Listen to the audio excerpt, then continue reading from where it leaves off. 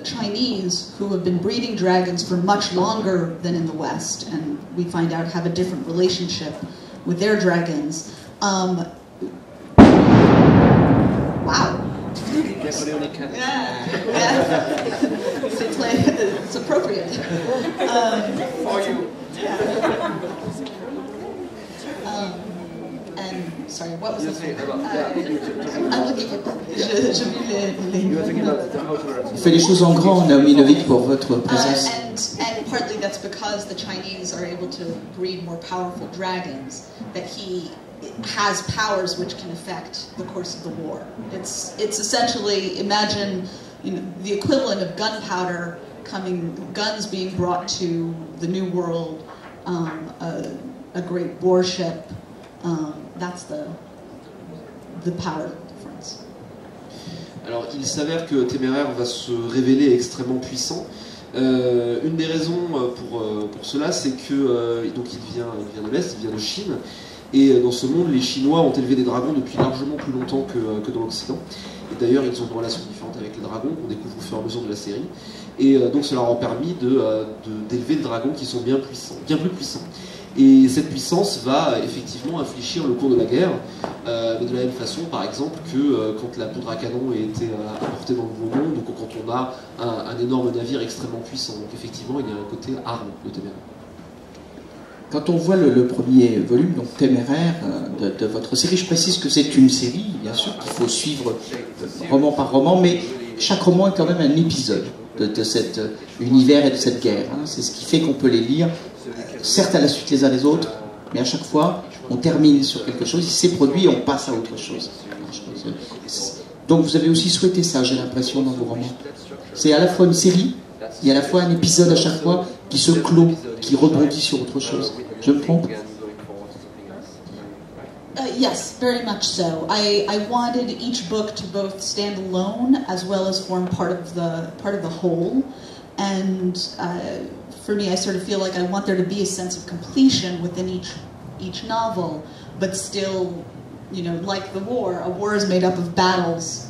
The series is made up of particular episodes and arcs. Oui, tout à fait. Je voulais que chaque livre puisse tenir par lui-même, mais qu'également il fasse partie d'un ensemble plus vaste. Qu'on ait l'impression de complétude à la fin de chaque livre, mais de la même façon, cette série se comporte un peu comme la guerre, c'est-à-dire qu'une guerre est faite de plusieurs batailles, un roman policier ou un roman à mystère est constitué de plusieurs arcs narratifs et de plusieurs trames narratives et de plusieurs épisodes. Votre premier volume, vous l'avez appelé Téméraire, vu ce qui s'y passe, y compris la façon dont l'establishment militaire britannique et la noblesse britannique va réagir au fait que Lawrence ne sera plus le capitaine de vaisseau qu'il devait être, mais un capitaine de dragon. Est-ce que vous n'auriez pas pu l'appeler Orgueil et Préjugés? As it happens, for a charity project in the U.S., I'm currently writing Pride and Prejudice in the Temeraire universe. I'm actually rewriting that story. So I very much wanted to have those elements. I love Jane Austen as well. She's definitely one of the primary influences of the series. And so I definitely wanted to have those. I wanted to have that element of sort of the comedy of manners in the books as well. Because to me, the wonderful pleasure is that you can have both. The swashbuckling adventure with the swords and cannons and ships and dragons, and also the sort of smaller, more intimate stories. C'est amusant parce qu'en fait, pour une organisation de charité, je suis effectivement en train de réécrire pour une courte histoire, Orgueil et Préjugés dans l'univers de Téméraire. Oui, je voulais avoir ces éléments. J'adore Jane Austen, qui est une des influences primaires de la série, et je voulais effectivement avoir également ces éléments un peu de la comédie de mœurs dans cette série. Mais en fait, ce qui est bien, c'est qu'avec en plus la fantasy, on peut avoir les deux. C'est-à-dire, je peux avoir les éléments d'action très excitants avec des dragons, des canons, des épées, des navires, etc. Mais je peux également avoir des éléments plus intimes et plus psychologiques. Question aussi que je voulais vous poser, on a commencé à l'aborder au début de notre discussion, c'est sur justement votre intérêt, sinon votre fascination pour la période napoléonienne. Vous avez l'air de très bien connaître, je ne suis pas spécialiste du tout, mais j'ai lu ce nombre de romans historiques bien documentés, j'ai lu pas mal de textes. Avant de m'occuper de littérature, je suis enseignante de lettres et d'histoire, donc je connais un petit peu, et je n'y ai pas vu en tout cas même s'il y a des divergences avec la réalité, d'erreurs manifestes, même si c'est une uchronie. Vous avez visiblement une excellente connaissance. Vous avez travaillé sur de la documentation? I've been interested in this era for a long time. I do also research each book, but in terms of the research that I have to do, I generally have to do much more research on the other cultures. For instance, I had to do much more research to learn about China during this time period, Africa during this time period, because I didn't really know that. The Napoleonic era in Western Europe I was quite familiar with, just because I've been interested. I've definitely done a lot more sort of detailed research, investigating particular battles, sort of how particular tactics that were used as well. But, so yes, I mean, I definitely do a lot of research. I try not to let the research overwhelm the story, which is sometimes a challenge, because the research gets very interesting sometimes.